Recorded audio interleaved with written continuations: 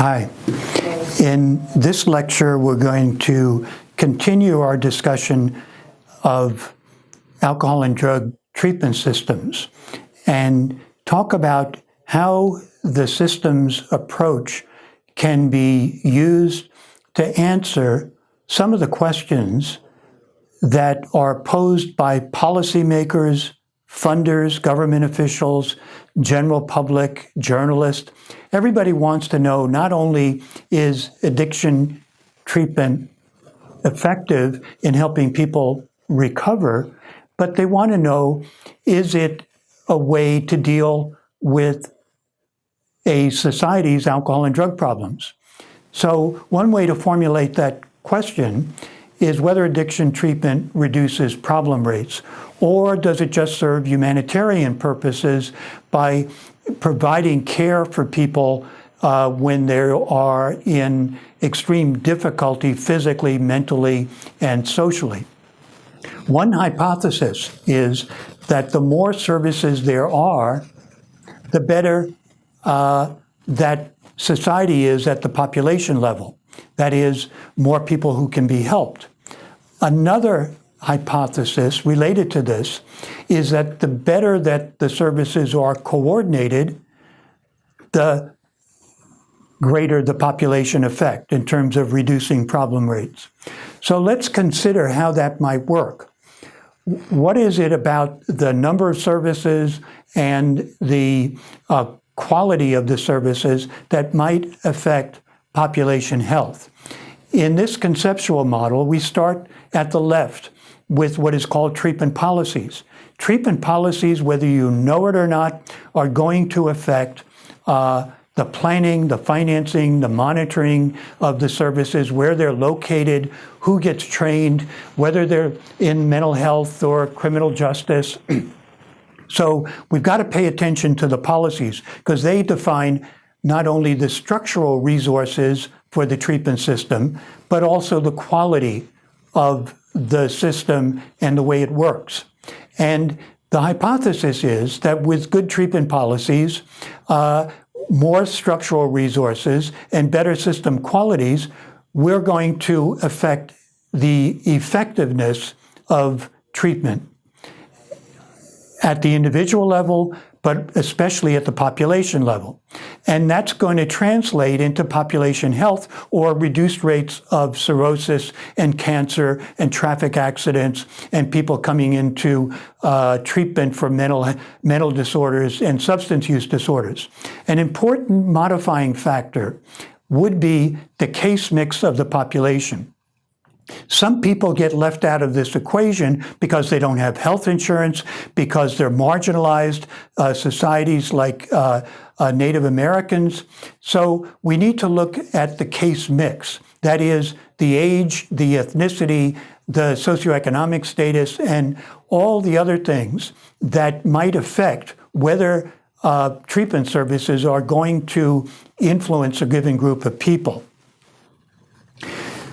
Let's take these components one by one. In terms of policies, there are two basic types of policies. Those that are regulatory and usually come from governments that says who can deliver a treatment, whether a doctor or a nurse or a counselor, and where treatment is provided. Whether it can be provided in primary health care or psychiatric hospitals or specialized clinics. So our regulatory policies define whether how the treatment services are operating and who can administer methadone and things like that. There's another type of policy which is called allocative policies. And here we're talking mainly about allocating money and other resources. So the more money that's pumped into the system, the more treatment services we can have. And if a society like the United States wants to invest billions of dollars in dealing with an opioid epidemic, all of a sudden the money comes down and they start setting up different programs, and they hire people to run those programs, and that affects the number of people coming into treatment. So policies are very important. They affect planning, financing, monitoring, the workforce training, and they help to link these different services to each other. Another critical component of the conceptual model is structural resources. Resources, as we've discussed or seen in the model, consist of facilities, whether they are detox facilities or hospitals or clinic or residential. It also consists of the type of programs, 12-step programs, therapeutic communities, harm reduction. They all differ, and we've suggested that the mix of programs is going to serve the population better because there are many different types of people who need services in the population.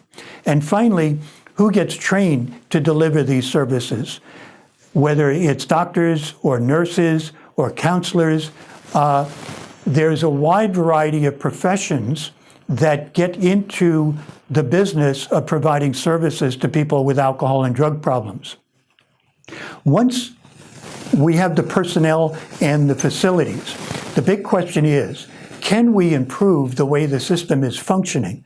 And the key system qualities in the model are equity, efficiency, and economy. Equity means, does the system serve everybody or just small groups defined by age or gender or socioeconomic status? So traditionally, males received most of the treatment and there weren't specialized services for females. Traditionally, adults received most of the treatment, but there weren't services for young people. And traditionally, people with money got better treatment than people who didn't have money. Efficiency is how limited resources can be used to their maximum effect. And here we talk about efficient monitoring of patients, screening of patients, identification, referral, and there are a bunch of tools that can be used here, particularly diagnostic tools that can help improve the efficiency of the system. And then economy deals with the cost. Where do we get the biggest bang for the buck? Are some services very effective at low cost? Certainly the one that comes to mind is mutual help organizations like Narcotics Anonymous and Alcoholics Anonymous. Very low cost, but also very effective in reaching large numbers of people. Other service system qualities in the conceptual model are how accessible they are, whether they are coordinated, and whether they're coercive or not. Coerciveness, as we'll see in a minute, can work both positively and negatively. It can motivate people to seek treatment, to stay in treatment, and to stay sober once they get out. Another issue is how stigmatizing treatment is. In some countries, it's an embarrassment for people to say they've gone into recovery. In other countries where recovery has become more accepted by the public, stigma has been reduced, so you would expect that services are going to be more accessible. There's been a lot of research on system qualities like equity. And what we found descriptively is that in some countries, in many countries, services are not delivered in an equitable way. Some people have greater access than others. Men are more likely to get into treatment than women. People with money are more likely to get into treatment than people who don't have money. Coordination. There's been research on that, and it appears that when you have coordination between treatment and the criminal justice system, you can dramatically improve the number of people who are getting into treatment and their long-term outcomes. So constructive coerciveness, particularly in prison treatment programs, can be quite therapeutic when it's done appropriately. And a good example is therapeutic communities that try to re-socialize drug addicts so that they become more responsible for their behavior. And when these programs are put into prison, they serve a therapeutic function and they help to prevent recidivism. So, in summary, what are the benefits of a systems approach and applying that to drug and alcohol treatment services?